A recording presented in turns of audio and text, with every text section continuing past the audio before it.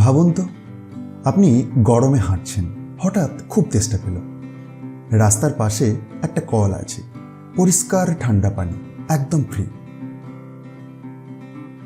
আপনি ছাত্র, প্রতিদিন বাস ট্রেনে কলেজে যান, কিন্তু কোনো ভাড়া লাগছে না।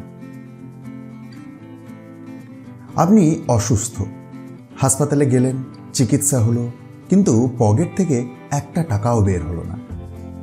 স্বপ্ন মনে হচ্ছে, কিন্তু পৃথিবীর কিছু দেশে এগুলো বাস্তব। তাহলে প্রশ্ন হলো, যদি ওরা পারে, হোয়াই নট ইন ইন্ডিয়া? আজ আমরা তুলনা করব 8টি জিনিস যেগুলো বিদেশে প্রায় ফ্রি, কিন্তু ভারতে এখনো খরচ সাপেক্ষ। ফ্রি পানীয় জল। জাপানের রাজধানী টোকিও। এই শহরে আপনি পাবেন অসংখ্য পাবলিক ওয়াটার ফাউন্টেন। মানুষ রাস্তার পাশে দাঁড়িয়ে বোতলে জল ভরে নিচ্ছে, কারণ সেখানে পরিষ্কার পানীয় জলকে মৌলিক নাগরিক অধিকার হিসাবে ধরা হয়। ভারতে কি অবস্থা? হ্যাঁ, কিছু শহরে সরকারি কল আছে, কিন্তু অধিকাংশ জায়গায় মানুষ বোতল কিনতে বাধ্য। গরমে প্রতিদিন 20 থেকে 30 টাকা খরচ, মানে মাসে প্রায় 600 থেকে 900 টাকা। একটি সাধারণ জিনিস, কিন্তু বড় অর্থনৈতিক পার্থক্য তৈরি করে। Public toilet. সিঙ্গাপুর বিশ্বের সবচেয়ে পরিষ্কার দেশগুলোর একটি। এখানে পাবলিক টয়লেট প্রায় সর্বত্র, পরিষ্কার, নিরাপদ এবং অনেক ক্ষেত্রে ফ্রি। আর ভারতে অনেক জায়গা এখনো 5 থেকে 10 টাকা দিতে হয়। পরিষ্কার পরিচ্ছন্নতার সমস্যাও আছে। এটা শুধু টাকার বিষয় নয়, এটা স্বাস্থ্য ও মর্যাদার বিষয়। শিক্ষা ব্যবস্থা। ফিনল্যান্ড বিশ্বের সেরা শিক্ষা ব্যবস্থার একটি উদাহরণ। এখানে স্কুল শিক্ষা প্রায় সম্পূর্ণ ফ্রি। বই, খাবার, পরিবহন সব সরকার বহন করে। ফিনল্যান্ড বিশ্বাস করে শিক্ষা ব্যবসা নয়, অধিকার। আর ভারতে সরকারি স্কুল আছে, কিন্তু অনেক অভিভাবক বাধ্য হয়ে প্রাইভেট স্কুলে সন্তান পাঠান। মাসিক ফি, বই, কোচিং সব মিলিয়ে বিশাল খরচ। Free public wifi. Estonia digital দেশ হিসাবে পরিচিত। দেশের বহু পাবলিক জায়গায় ফ্রি ওয়াইফাই পাওয়া যায়, কারণ তারা মনে করে ডিজিটাল অ্যাক্সেস এখন মৌলিক প্রয়োজন।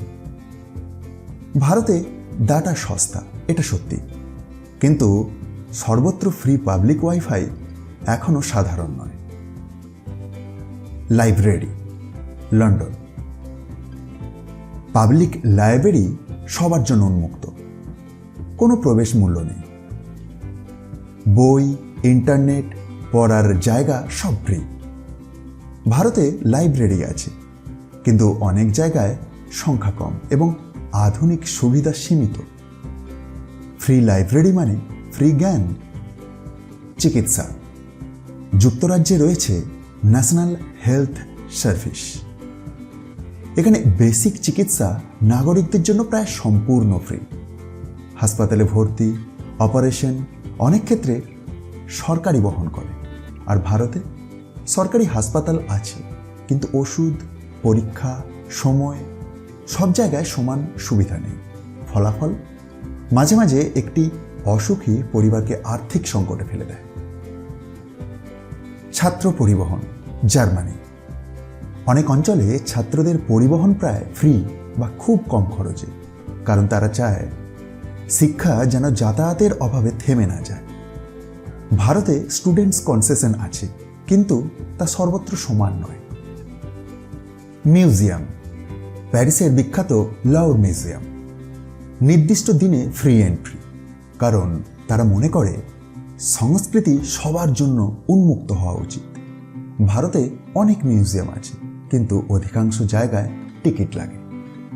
এখন প্রশ্ন হলো, বিদেশে যেগুলো সম্ভব, ভারতে কেন পুরোপুরি সম্ভব নয়? সম্ভাব্য কারণ এর মধ্যে হতে পারে, নাম্বার 1, জনসংখ্যা অনেক বেশি। নাম্বার 2, ট্যাক্স কাঠামো ভিন্ন। নাম্বার 3, বাজেটের অগ্রাধিকার ভিন্ন। নাম্বার 4, রক্ষণাবেক্ষণের সমস্যা। নাম্বার 5, নীতির ধারাবাহিকতার অভাব। কিন্তু অসম্ভব কি? একেবারেই না। ভারতেও বহু ভালো উদ্যোগ হয়েছে। ডিজিটাল পেমেন্ট বিপ্লব, সস্তা ডাটা, জনস্বাস্থ্য প্রকল্প। তাহলে প্রশ্ন থাকছেই, আরও কতটা সম্ভব? ভাবুন তো, যদি ভারতে প্রতিটি শহরে ফ্রি পরিষ্কার পানীয় জল থাকত, যদি প্রতিটি ছাত্র ভাড়ার চিন্তা ছাড়াই কলেজ যেতে পারত, যদি অসুখ মানেই দারিদ্র না হতো, তাহলে ভারত কেমন হতো? আমরা কোনো দেশকে ছোট করছি না, আমরা শুধু প্রশ্ন করছি। আপনার মতে এই 8টির মধ্যে কোন জিনিসটা ভারতে সবচেয়ে জরুরি? কমেন্টে লিখুন। আর এই ভিডিওটি শেয়ার করুন আর সাবস্ক্রাইব করুন, কারণ আমরা প্রশ্ন করবই। Why not in India?